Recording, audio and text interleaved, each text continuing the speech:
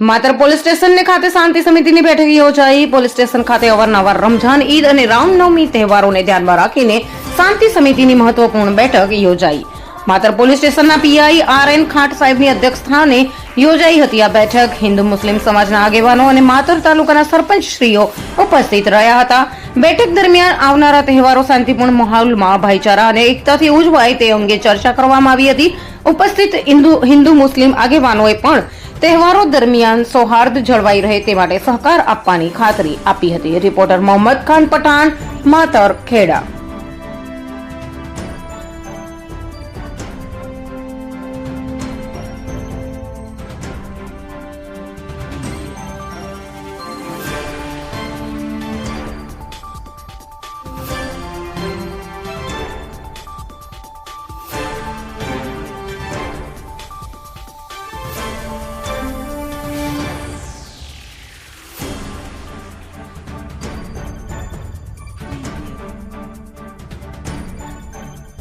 हम दिखाएंगे सच्चाई की खबर चैनल को लाइक कीजिए, सब्सक्राइब कीजिए और हमारे साथ जुड़े रहिए.